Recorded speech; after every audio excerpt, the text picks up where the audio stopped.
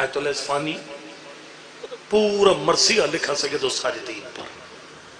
فرمایا فما راہ فی اقائل النبوہ مما ہوا لیسا من المربع. فرمایا جو سجاد نے شامی غریباں دیکھا وہ کوئی غیرت مند بندہ برداشت نہیں کر سکتا.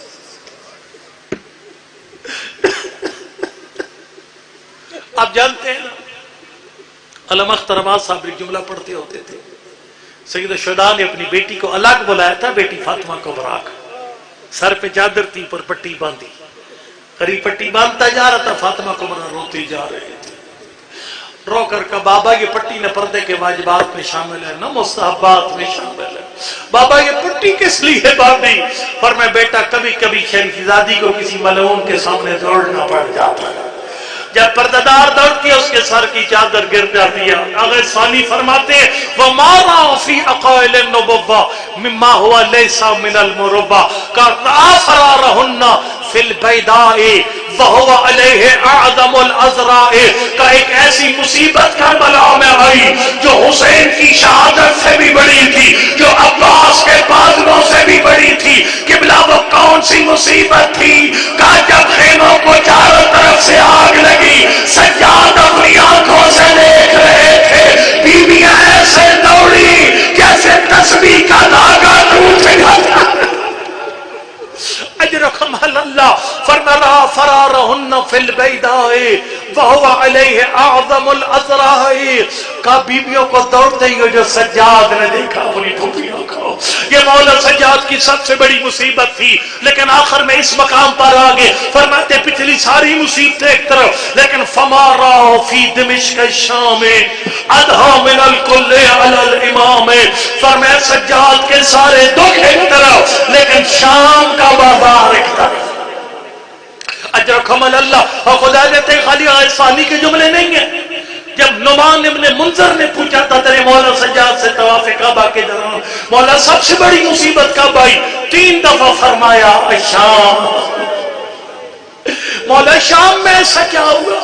فرمایا 7 مصیبتیں شام میں ایسی آئیں جو کسی اور مقام پر نہیں آئیں. میں خالی 2 پڑھ کے ممبر شاہی کے حوالے کروں گا. مولا کون سی مصیبت؟ فرمایا پہلی مصیبت میرا قافلہ پہنچا شام کے دروازے پر, ادھر سے یزید نے آواز دی میری اجازت کے بغیر کوئی بندہ دار بازار میں داخل نہ ہو.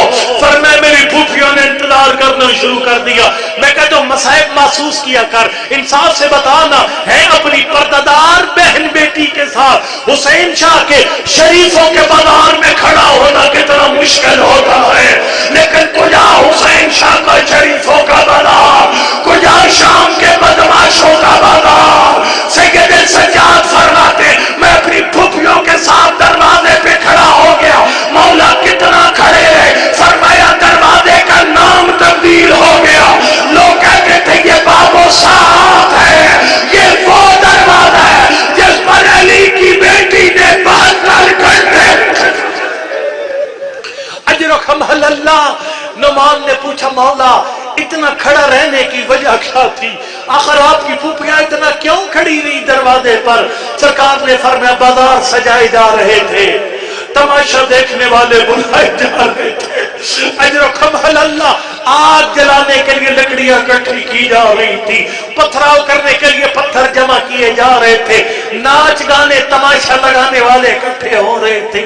فرمایا تیاریاں اتنا طول پکڑ گئیں میری پھوپھیوں نے 15,000 اجرکم اللہ. میں نے پڑھ لیا جتنا پڑھنا تھا. اللہ اکبر. آخری جملہ رضامت تمام. میں 2011 میں گیا تھا شام. ہم مصائب کو محسوس کرنے والے لوگ ہیں. اللہ جاتا ہے جب مصائب محسوس کیا جاتا ہے پھر پڑھنے کی ضرورت ہی کوئی نہیں رہ جاتی. میں شام گیا 2011 میں نے ایک ایرانی عالم کا واقعہ پڑھا تھا. وہ فرماتے ہیں میں نے اپنا قافلہ لے کر, عورتیں میرے ساتھ تھی, باب الحلب سے یزید کی ممبر تک پیدل گیا, صرف آدھا گھنٹہ لگا.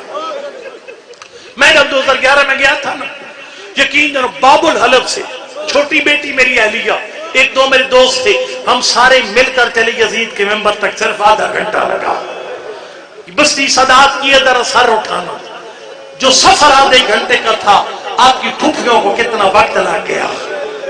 مورخ کربلا لکھتے ہیں جب داخلے کی اجازت ہوئی مؤذن فجر کی اذان کہہ رہا تھا، جب پلیت کے ممبر کے سامنے پہنچی مؤذن رات کی اذان کہہ رہا تھا، السلام علیکم حسین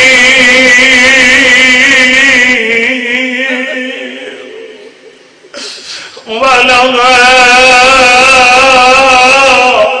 علی ابن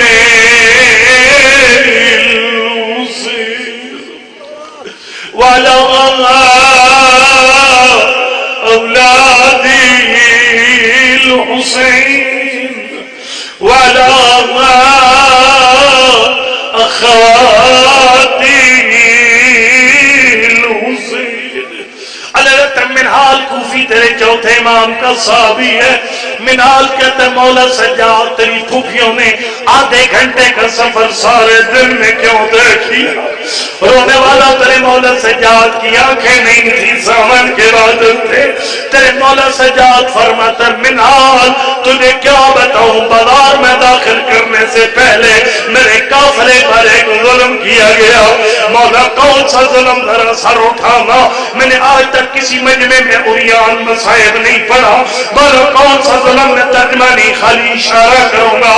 فرمایا قاد ذلیلاً کالزنجغابان ہو نصیر ہو، فرمایا میرے سارے قافلے کے گلے ایک رسی میں باندھ کر دیے گئے۔ فرمایا منہال خود انصاف کر، سکینہ کا گلا بھی اسی رسی میں، میری پھوپھی زینب کا گلا بھی اسی رسی میں۔ فرمایا جب بھی میری پھوپھی کمر سیدھی کرتی سکینہ کے پیر زمین سے اٹھ جاتے، رو رو کے کہتی پھوپھی اماں کمر سیدھی نہ اجرکم اللہ۔ کہ اللہ جاتے امام سجاد کے جملے بتا رہے ہیں، اللہ جاتے زیادہ سفر برار کا علی کی بیٹی نے رکوع کی حالت میں طے کیا۔ ایک ظالم کے ہاتھ میں رسی تھی، کبھی کسی برار کبھی کسی برار۔ فرمایا 8 برار پھرانے کے بعد میرا قافلہ یہودیوں کے محلے میں پہنچایا گیا۔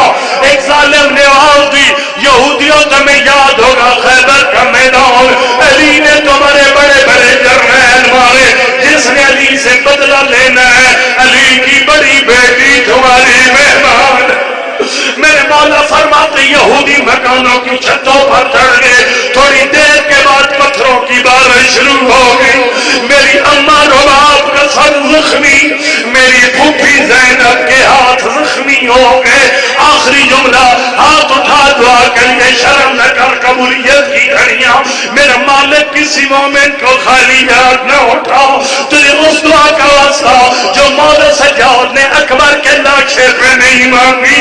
اللہ جد عباس کا علم آیا، سجاد نے منہ سے بول کر موت نہیں مانگی، شام غریبہ موت نہیں مانگی، 11 محرم موت نہیں مانگی، کوفہ آیا موت نہیں مانگی، پھر کب مولا سجاد نے موت مانگی؟ اللہ جد مقتل کی کتابوں میں لکھا ہوا ہے شام کے دربار میں ایک ایسا وقت آ گیا جب علی کی بیٹی کا قافلہ شرابیوں کی بھیڑ میں گر گیا، جیسے دانتوں کے اندر زبان گھر جاتی ہے، ادھر سے دھکا لگتا بیویاں اس دیوار، ادھر سے دھکا لگتا دوسری دیوار، تیرے مولا سجاد کا جگر پھٹ گیا۔